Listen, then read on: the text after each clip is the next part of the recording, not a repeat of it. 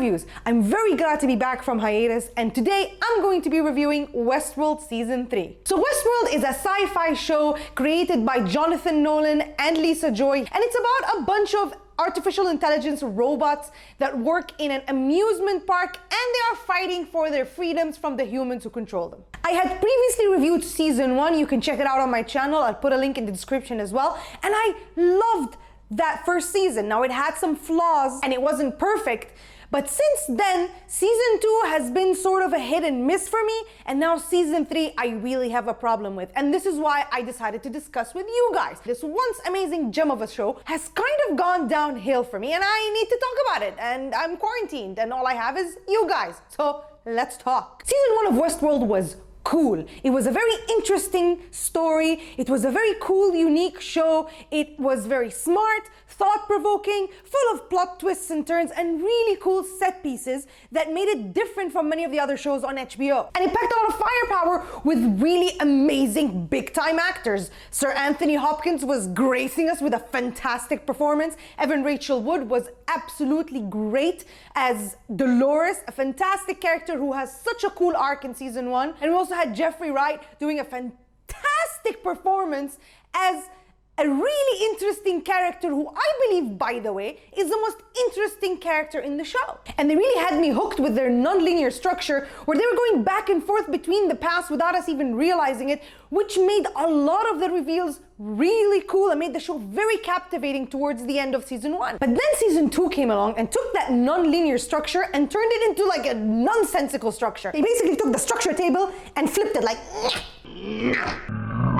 and a lot of stuff stopped making sense. But it wasn't actually bad. There were some really cool moments in Season 2 that I actually enjoyed. They expanded on the world a little bit. We got to see outside of the main West Park, we saw the Shogun world, which to me is like, cool, samurai, robots, awesome. And we saw a glimpse of the corporate life behind the Westworld theme parks and even the world it exists in. Altogether, it was okay. It turned a lot of people off, but I was still a little intrigued. And in comes Season 3, and the first couple of episodes were awesome. Now the show has sort of transcended the park, and now we're in the actual world where the show is set, and it really went for the sci-fi element. It went super sci-fi. I don't have a problem with that. I freaking love sci-fi. Let's go. So we had a cool big world to explore and have storylines in, and the stakes seemed higher because now we're in the real world. There's no reset button in the real world, and we had Aaron Paul, bitch. And the setups they were doing in the first like 3 episodes were actually pretty cool. I was into it. And up until a point they reached where they had this big reveal with the character of Dolores that I thought was actually really cool that I didn't predict. That was awesome, but that was kind of the highest high they reached. And from that point onwards, the show just went. It became confusing. I didn't know why anybody was doing anything. A lot of actions didn't make sense. A lot of plot points were unclear. I was just trying to get to the point all the time, and we would never get to the point. And I really just stopped enjoying the show at that point, which is sad, because it's cool. Look, if I were to point at something that is really wrong with the whole show, and especially with Season 3, and it's kind of its biggest downfall, is its exposition.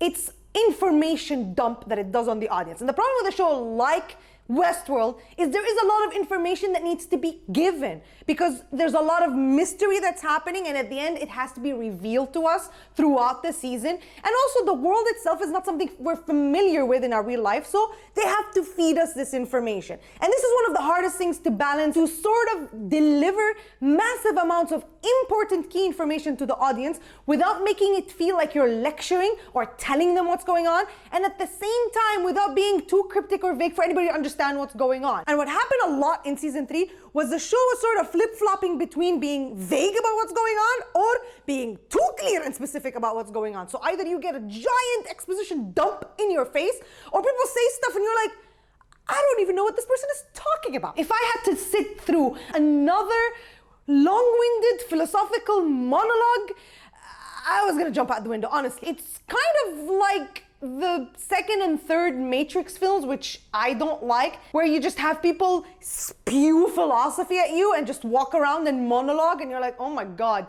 Get to the point, people. What do you want? What do you want? Another show that kind of faced this problem was Lost. When Lost first started, it used to hide a lot of information and it was very mysterious and it kept us hooked because we wanted to know the answers to all the questions being posed. And at some point they weren't giving us answers, or they were giving us answers that are too vague, that are creating more questions. And it's like, man, you're being too vague. Enough already with the tease. Tell me what's going on. And that's something that Westworld struggles with. You don't want to reveal all the information and you want to keep us guessing. Cool.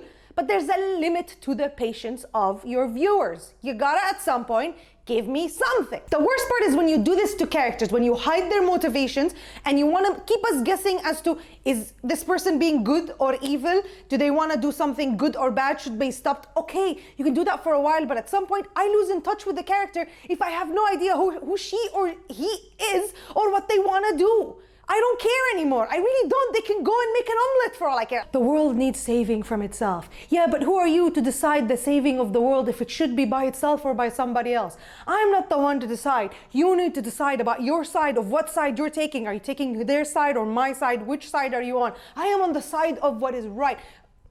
What do you want to do? Another major problem I had with this season is the action sequences. I complained about this back in season 1, where it was a flaw, but it wasn't so rampant. But now, because we're in season 3 and things are getting bigger and the action set pieces are becoming more grand, the horrible fighting sticks out so much. This show does not do good action, period.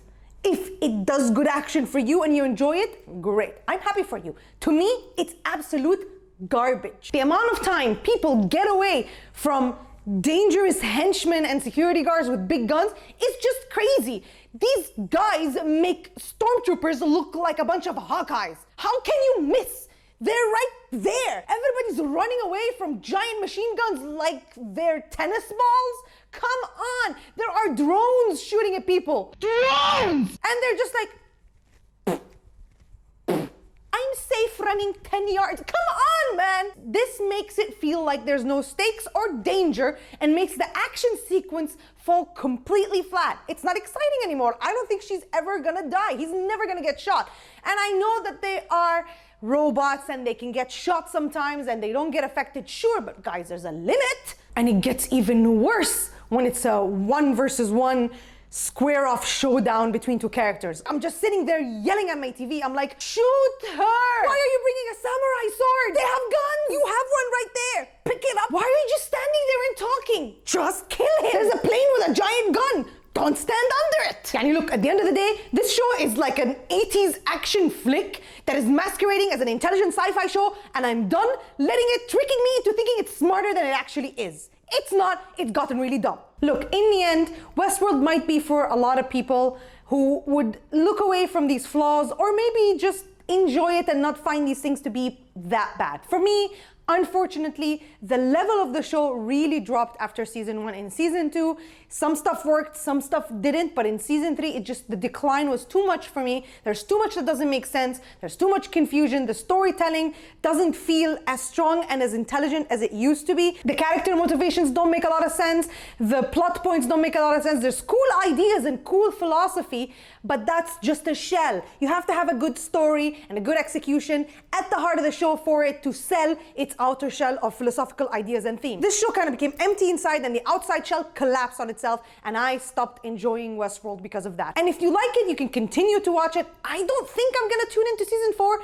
Maybe I will if it comes out fully and I hear like, oh my God, it's the best thing that ever happened. Maybe I'll come back. But for now, I need a break from this show because I did not enjoy this season. And I'm not sure if it's gonna find its way back to what it was in season 1. And for me, if I'm going to rate the season alone, I would rate it a 6.5 out of 10. So, have you seen Westworld season 3? Did you like it? Are you gonna stick around for season 4? Are you still a fan of the show? Do you disagree with me? Let me know in the comment section. But please spoiler tag your comments. This is a spoiler-free review. And as always, please like, share, and subscribe. And tell me what you'd like me to review for you next. See ya!